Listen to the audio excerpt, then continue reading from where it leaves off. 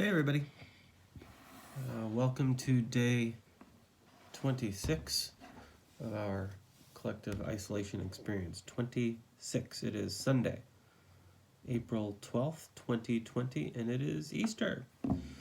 So happy Easter, everyone. I noticed that some of my Nepali friends are beginning to celebrate Nepali New Year. So happy New Year to my adopted family. And of course, we are right in the middle of Passover. So, happy Passover to my Jewish friends. We are in the middle of a moment of deep renewal and rebirth, an important time for a lot of people. And, ironic, of course, that we are forced to celebrate this sort of collective rebirth, not being reborn at all, but rather quarantined inside our own little cocoons. But there's ways to do it, of course. We should not hesitate to reach out and stay connected in any way that we can. And it's also an interesting day for me because it is 6 years to the day, to 6 years on Easter Day, that I discovered I was going to be a dad. So, important times. And certainly these days it feels, every day feels more important than others, doesn't it? It feels like we are very much aware now, more so, of what's happening and what we're going through and what, what time means, and getting through it as best as we can, aren't we? We did celebrate Easter. Normally we would go to like the town Easter egg hunt or a friend's house or something like that, but we didn't have that this year, so I kind of went a little overboard. There is an app, a free app that you can download, and if you can take a picture, and the app will put sort of holiday creatures into your pictures to make it seem like, say, you got a picture of Santa Claus or something like that, and or the Tooth Fairy, and the Easter Bunny is one of them. So I did one of these pictures, and I put a bunch of Easter bunnies in our backyard, and I showed Uma in the morning, and she just freaked out, of course. And left her a note from the Easter Bunny, gave her a new basket, that she found when she woke up, and she went out and she had an Easter egg hunt on her own, and she did great.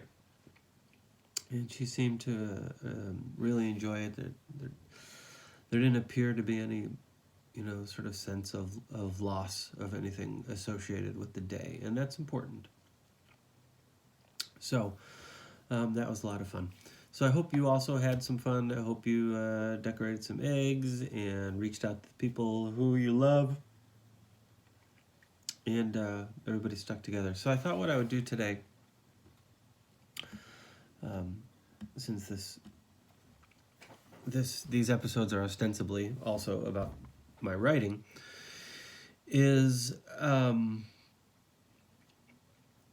read something from the new book that's coming. There is a new book coming.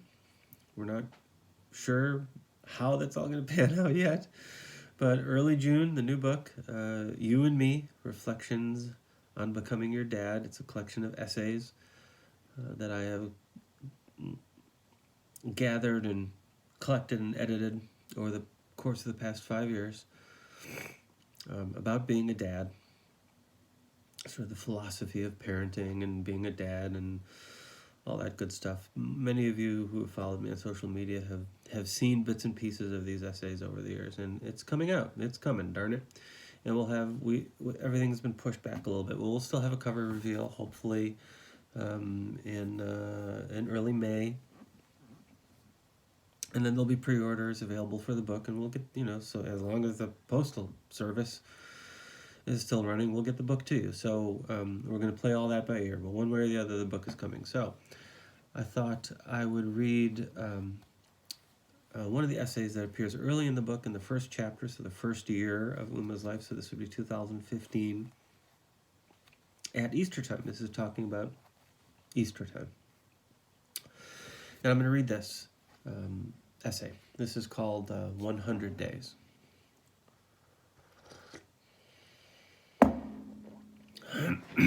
Here we go. 100 Days from the new book.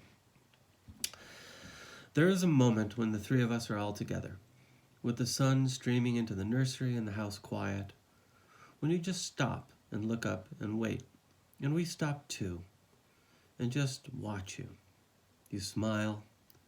We are calm. You're okay with us, and we, you. Tomorrow, after nearly 100 days, your mother returns to work. Despite the challenges of those first few weeks, being with each other every day through every meal and every late-night cry and every doctor visit and every pot of tea or warmed cup of milk seems impossible. What family has that chance? 100 days. A lifetime in a blink of an eye at once. My heart aches in anticipation of this new chapter. And there's something else. How fitting for this first amazing few months in your life to come to a close on Easter Day.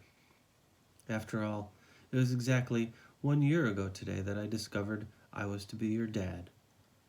Over the course of 1 year, bookended by a day designed to celebrate fertility and new life, I have watched you grow, baby, and then watched your mother struggle against the darkness and emerge bolder and stronger. We left the hospital with new friends to help us face down the fear, then watched our family surround us with love and life and tenderness in ways that saved our lives. I've watched my nephews argue over who was to hold their new baby cousin. And just now, before sitting down to write my thoughts, I've watched you fall asleep in my arms. It's all too much. Too easy to say that we are blessed or fortunate. I am no fool, baby, and understand the universe does not cater exclusively to us. The universe owes me nothing. But today, as we three sat on the bed in silence, holding hands, just watching and doing nothing except being together, for just one moment, the universe was ours. There we go. So, on this day of new life, I wish you all happy introspection, and we can all come out of this perhaps stronger.